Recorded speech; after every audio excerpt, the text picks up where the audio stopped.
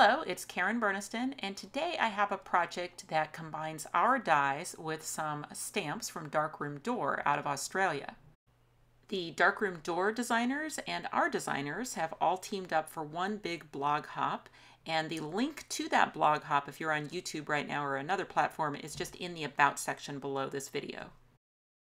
For my project, I wanted to show another version of a staggered charm accordion. Earlier this month, I had shown this technique in its own video. I will definitely link that at the end of this video if you want to watch it.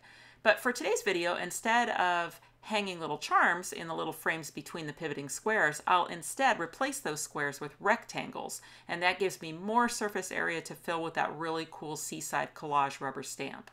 I'll start by making my pages, and I'll use the Charm Accordion Die Set. You can check out all of our die designs at karenburniston.com. Now you can use any die cutting machine that can accommodate a wafer thin die. Today I am using a Sizzix Big Shot and cutting a page set out of a heavyweight blue cardstock. So I'll just get the fold in the center started enough to where I can easily put it into the track of my trimmer and cut that page set in half. And then I've repeated that with another page set so that I will have 3 pages, and then one will not be used. So since I want to stagger these pages, I'll turn the middle one around so that the pivoting square is towards the bottom. And then my hinges, I've just cut those by hand. Those are 4 1/4 by 3/4 scored up the middle for folding. The hinge between page 1 and page 2 will be a valley fold. And you just need a strong adhesive. I'm using glue because I love it, but you could use a strong tape. We do sell the fine tip bottles and the LINECO neutral pH adhesive, which is my favorite for those bottles. We do sell both of those items on our website.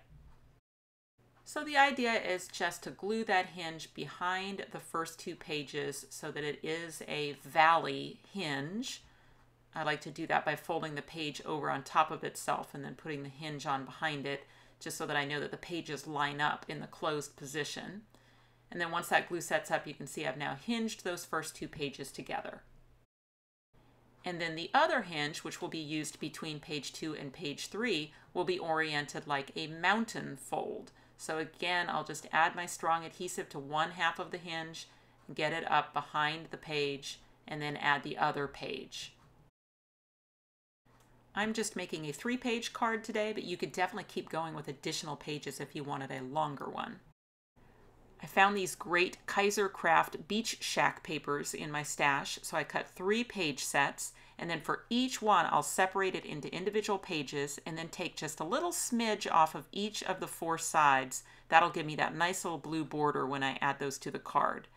I'll use scissors to trim away the pivoting square, and then what's left is just that perfect frame piece to fit the card, and I'll decorate both sides of the card with those pattern paper pieces. The next die I'll use from the Charm Accordion set is the one that cuts the tabbed frame and the hinge. So those pieces are all together on one die, and you just die cut that out of whatever color you want.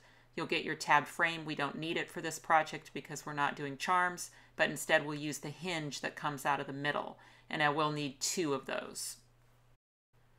I've used my trimmer to cut 3 rectangles that measure 3 1/4 inches wide by 2 inches tall. Now that size is just a little bit smaller than this crosshatch rectangle from the Rectangles Crosshatch die set.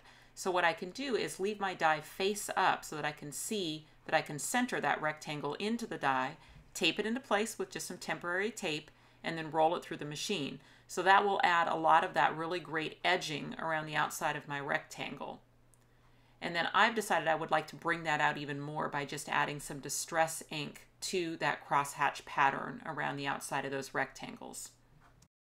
And I'll repeat that process for all 3 of the rectangles.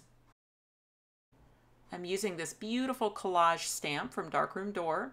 It is called Seaside Squares, and it is a single stamp, so you could easily use that on the front of a card, or it's easy enough to just stamp it, color it, and then cut out the individual squares, which is what I did for the project today.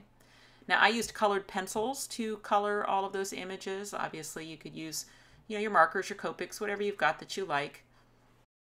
And I also added white Nuvo drops to all the bubbles.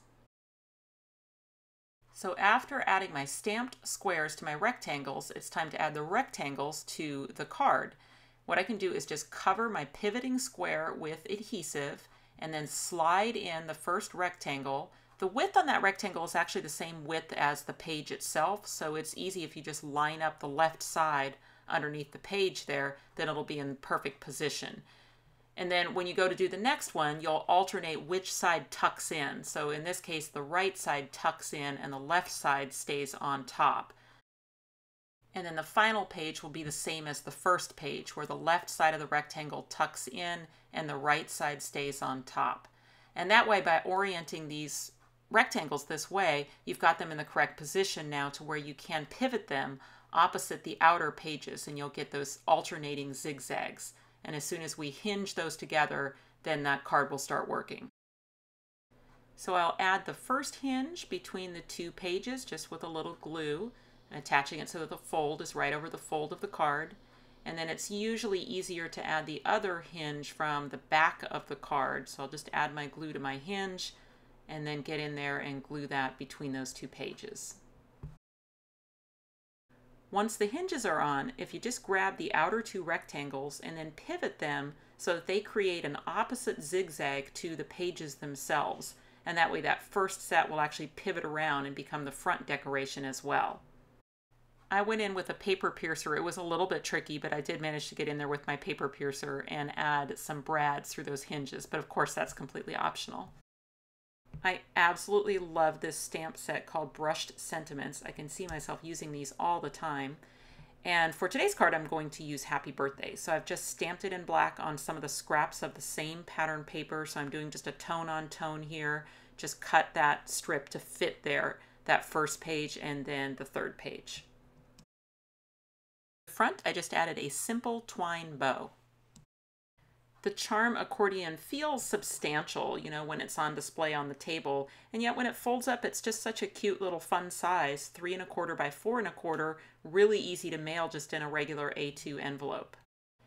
And the Darkroom Door stamps are just so sophisticated and lovely. It really just elevates the project when you incorporate some great stamps like that with the dies. And I definitely encourage you to check out the blog Hop. There are, I think, 20 projects in the Hop, and you'll be able to get lots of inspiration for combining our interactive die sets with the wonderful stamps and stencils and other products from Darkroom Door. Thanks for watching. If you click on the website link, you'll go to KarenBurniston.com, where you can find out information about purchasing these dies, as well as links to all my other social media accounts. You can subscribe to this YouTube channel and check out some of my other videos. Thanks so much for watching, and I'll see you next time.